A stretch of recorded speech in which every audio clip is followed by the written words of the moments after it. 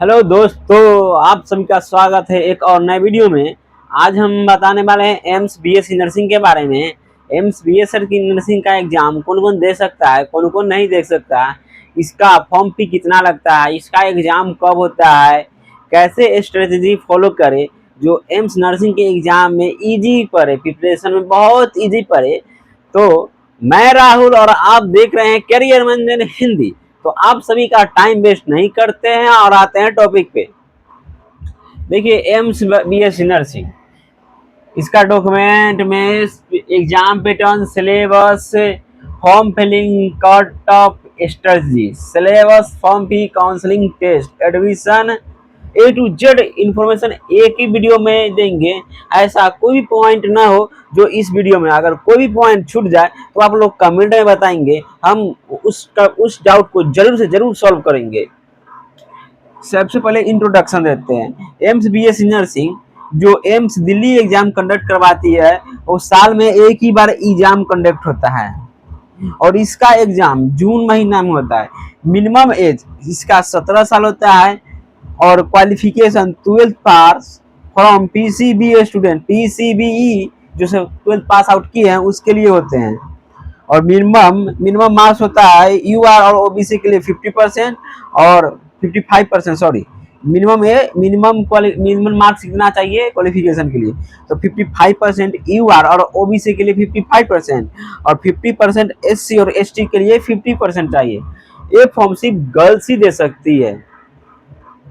Exam pattern कितना ना, एक सब्जेक्ट कितना मार्क्स आता है, तो फिजिक्स 30 मार्क का होता है, केमिस्ट्री भी 30 मार्क का होता है, बायोलॉजी 30 मार्क्स और जीके 10 मार्क्स। जीके बेसिक पूछा जाता है।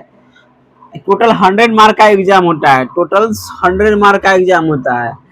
एक सही होने पर एक मिलता है और इसमें नेगेटिव मार्किंग भी है 1/3 फॉर इनकरेक्ट आंसर, मतलब 1/3 कटेगा आपका नेगेटिव, अगर एक गलती होगा तो 1/3 कटेगा। इसका syllabus PCB new NCERT 11th and 12th का और जीके बेसिक पूछा जाता है।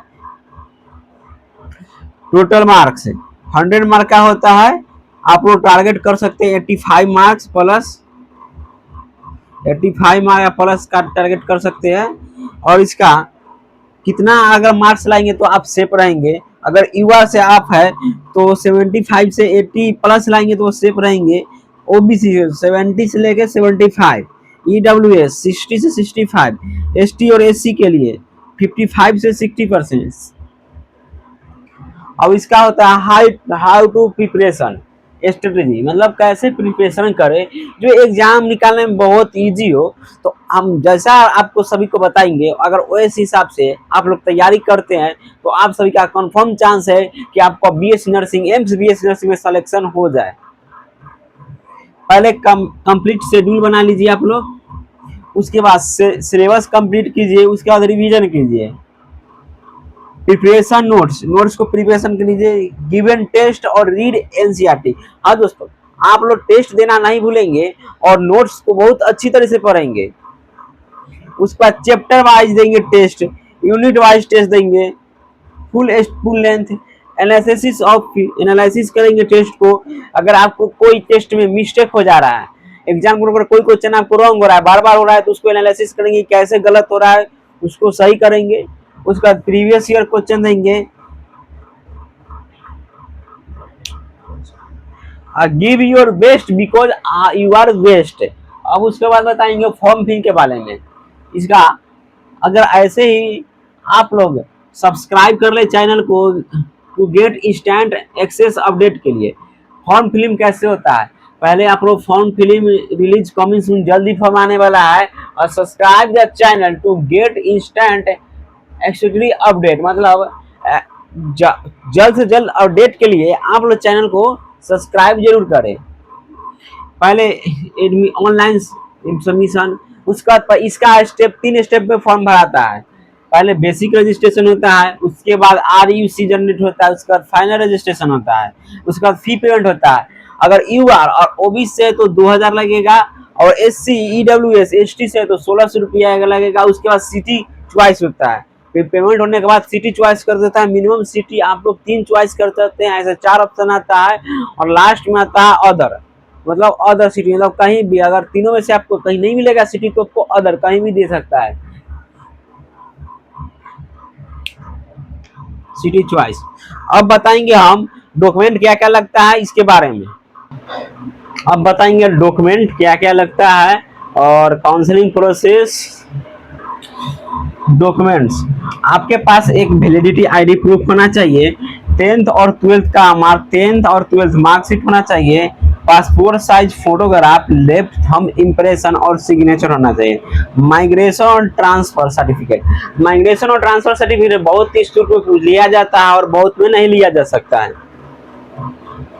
उसके बाद गैप सर्टिफिकेट का है नीडेड, और सबसे ज्यादा वेरी करता है ओबीसी और ईडब्ल्यूएस का caste certificate, OBC NCL. OBC NCL सबसे ज्यादा वेरी करता है कि एसटी और एससी वाला की चलो तो ठीक ही है, बस ओबीसी वाला को ओबीसी एनसीएल बनाने में एक प्रॉपर डेट मेंशन होता है।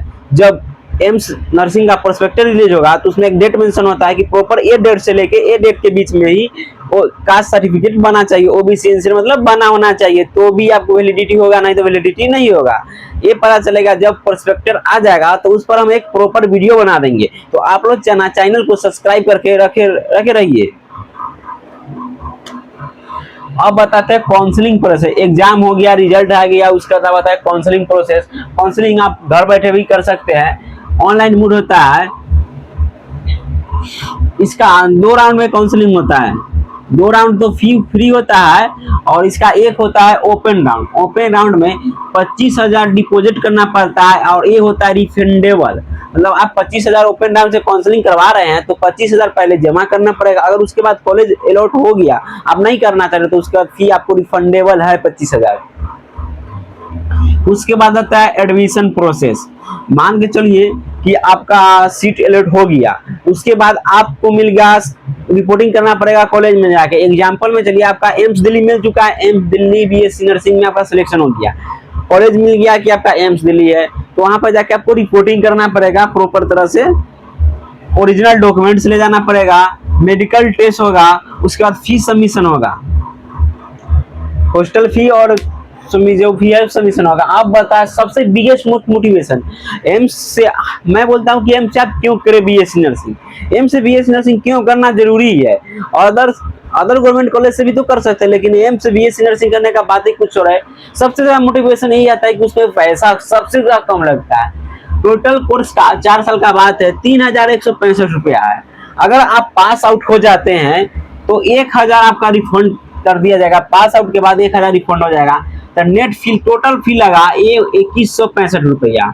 मेस चार्ज सबसे ज्यादा कम मेस चार्ज भी वेरी करता है, 3,000 से लेके इंक्रीज 3500 से 4,000। ये भी करेगा आपका कौन सा इंस्टीट्यूट, मतलब एम्स दिल्ली, एम्स में कहाँ पर सिलेक्शन हुआ है, 3500 से 3,000 या 4,000 के बीच में आपका पैसा लगेगा। आप कहीं भी हॉस्टल में लगेंगे, खाने पीने का चार्ज तो लगेगा ही, तो 3,000-3,500 के आसपास या 4,000 आपको जहाँ पे होगा एम्स का कॉलेज वहां पे आपको पैसा लगेगा हॉस्टल फी। उसके बाद अगर आप एम्स से बीएससी नर्सिंग कर लेते हैं, उसका जो लास्ट का 6 महीना होता है, आप लास्ट का जो 6 महीना होता है उसमें आपको 13,500 का स्टाइपेंड मिलेगा। हाँ, आप अगर वहां पे प्रैक्टिस करेंगे 6 महीना, लास्ट का 6 महीना, तो आप 13,500 का स्टाइपेंड मिलता है। तो स्टाइपेंड से साथ साथ आपको प्रैक्टिस भी करिए, पैसा भी कहीं है, मतलब एक आप कर सकते हैं। जो जितना पैसा लगा है उतना आप 13,000 से 13,500 मिलेगा, उसमें आप माइनस प्लस करके आपका पूरा एकदम जीरो हो जाएगा। मतलब एम से बीएससी निकलना बहुत ईजी है। हाँ, सबसे ज्यादा होता है कि आप एक नर्सिंग ऑफिसर बनते हैं, वैलिडिटी एम्स इंस्टीट्यूट का नर्सिंग ऑफिसर बनते हैं, सैलरी 85,000 मिलेगा पर मंथ। उसके बाद स्टाइपेंड, उसके बाद एब्रॉड में 2 से 2.5 लाख कमा सकते हैं पर मंथ। हमें मतलब एम्स बीएससी नर्सिंग कर क्यों करे। अगर कोई स्टूडेंट अदर एक कैटेगरी के स्टूडेंट है जो अदर गवर्नमेंट मेडिकल कॉलेज से बीएससी नर्सिंग करके आ रहा है, आप बी कैटेगरी के स्टूडेंट है जो एम्स से बीएससी नर्सिंग करके आए हैं, तो आपको पहले लिया जाएगा। एम्स बीएससी नर्सिंग जो करके आए हुए हैं उनको पहले लिया जाएगा। प्राइवेट अगर प्राइवेट में भी आप जाते हैं तो एम्स बीएससी नर्सिंग वाले स्टूडेंट को पहले लिया जाएगा और अदर्स को बाद में लिया जाएगा। और एम्स से आप बीएससी नर्सिंग करके आते हैं तो आसपास कुछ और ही माहौल रहता है, क्योंकि आप एम्स से कर से आए, सबसे बड़ा इंस्टीट्यूट है इंडिया का, सबसे टॉपेस्ट इंस्टीट्यूट आता है एम्स का, वहां से करके आ रहा है। और इसका गवर्नमेंट एग्जाम भी होता है, जो बीएससी नर्सिंग करने के बाद आप बहुत सारे हॉस्पिटल में जॉब कर सकते हैं, प्राइवेट गवर्नमेंट सेक्टर में आप जॉब कर सकते हैं। आज के वीडियो में इतना ही। अगर अच्छा लगा वीडियो तो लाइक करना नहीं भूले, और जब प्रोस्पेक्टर रिलीज होगा तो हम उस पर एक वीडियो बनाएंगे, इसके लिए आप लोग चैनल को सब्सक्राइब जरूर करके रखें। मिलते हैं नेक्स्ट वीडियो में, तब तक बने रहिए। Thank you.